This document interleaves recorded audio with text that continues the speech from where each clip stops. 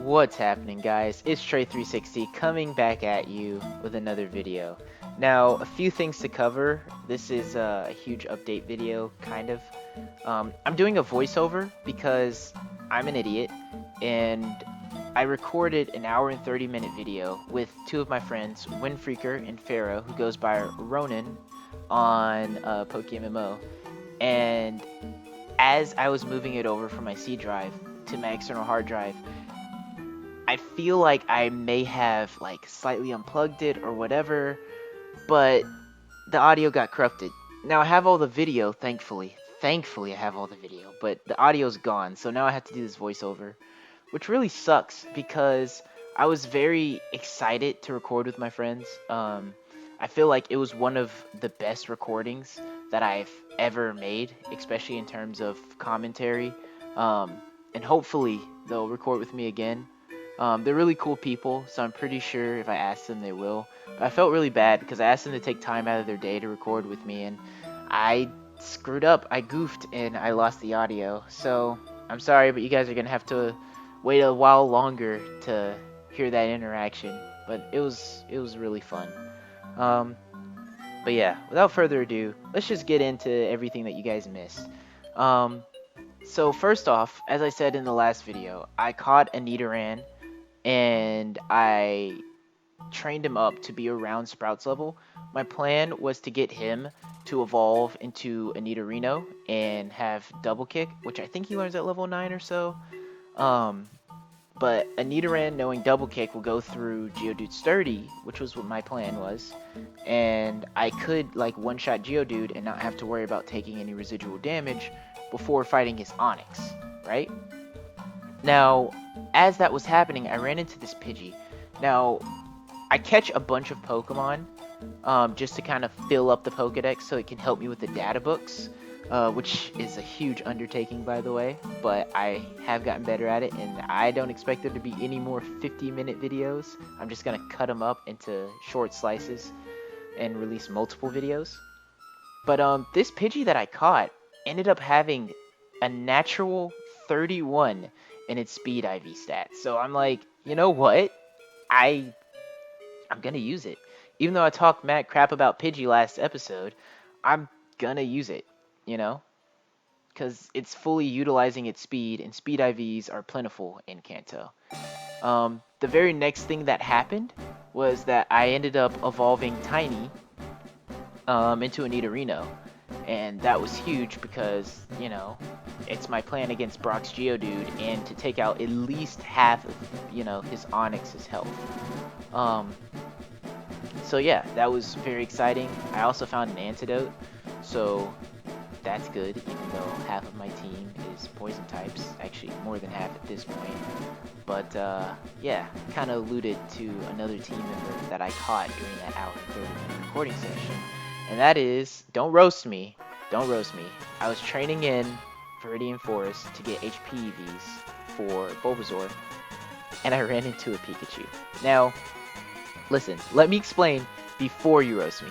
You can roast me in the comments because I deserve it, because I talked mad crap about Pikachu last video. So I deserve this roast wholeheartedly. But listen, right? The next gym leader that we're going to face is going to be Misty. Now, Misty has a Starmie.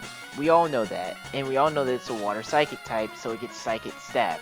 Now, if you look at my team, right? 2 of my Pokemon, and the 2 that are the strongest, are poison types. Right? So, you get in the picture here?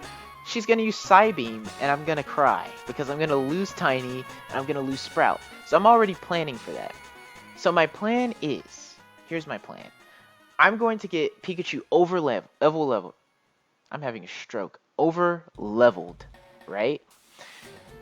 And hopefully it learns Thunder Wave. I haven't checked.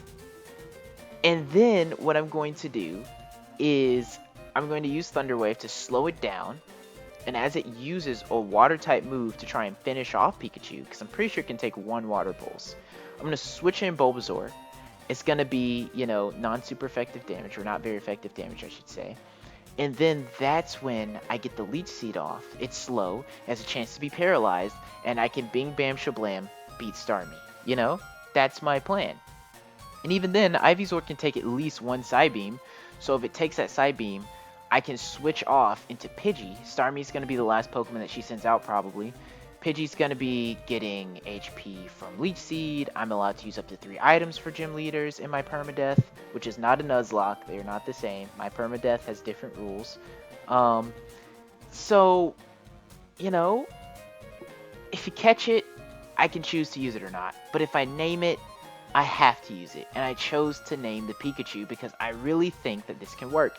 And more so, I believe, probably stupidly, but I believe that Pikachu can make it all the way to the Elite Four. I'm not sure if it'll survive the Elite Four, but I really do think that I can keep it alive. And I think that I can make it work with my team. The type balancing is going to be pretty good.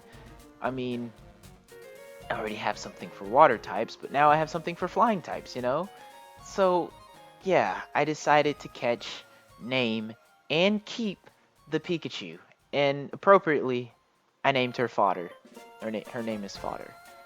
Now, the very next thing that happened is, not Tiny, Sprout actually evolved.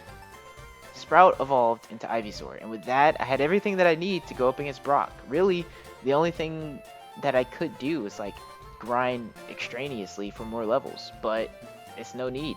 I have a double kick on a Nidorino, and I have Leech Seed, Vine Whip on an Ivysaur, so I'm good.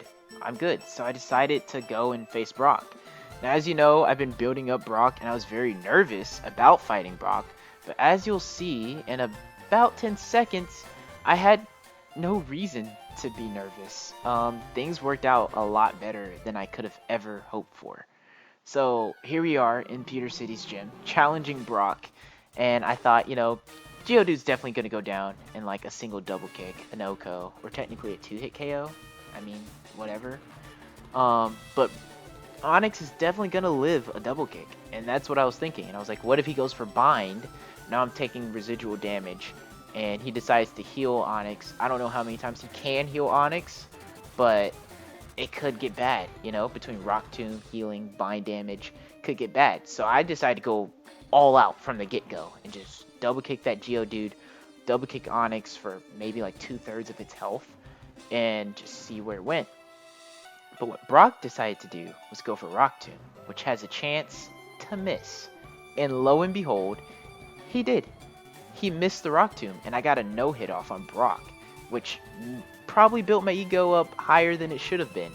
Because the very next thing I did after beating Brock and obtaining Rock Tomb, which lowers the speed of the Pokemon that it hits, is I decided to battle my friend Windfreaker. Now, for preference, Windfreaker has already beaten Lieutenant Surge. So he's already got 3 gym badges in Kanto, and he was really just coming back to record with me. So his Charmeleon and his Pikachu are by far and above way better than my Pokemon. But I wanted to see also where my Pokemon should be when I'm fighting Lieutenant Surge. Kind of use it as a benchmark to see where I should be. Which is always a good thing to do, especially if you're running a Permadeath. What I didn't think too intelligently about, granted, is that his Charmeleon is going to run through my entire team. So I knew it was a 2-hit KO on both Tiny and Sprout. I need to start using their names so I get attached. But what I should have done is I should have started off with Sprout and done Sleep Powder and Leech Seed. That way, Tiny could have came in and done more work against Charmeleon, granted, if Charmeleon went to sleep. But Poison Sting didn't poison, which was my plan, and Leech Seed missed. I tried to use Leech Seed instead of Sleep Powder to try and turn a 2-hit KO into a 3-hit KO, but ultimately, I failed miserably, which I knew was going to be the case, but I thought I could have gotten farther. But yeah, that's pretty much everything that you guys missed. Now I am going to tack on some additional content. I'm going to upload another video that's going to be released this week, by the end of the week. So look forward to that. And I'm really sorry that I had to leave you with just like a 10-minute update video, but man, it happens. It really sucks that it did, but there's nothing I can do about it now. Um, I hope you guys enjoyed. If you do enjoy the video, then make sure to leave a like, and if you want to see more of its kind, then subscribe to my channel. And I hope you guys are keeping safe and doing well. But with that said, I hope you guys have a fantastic day, and until next time, I'll see you later.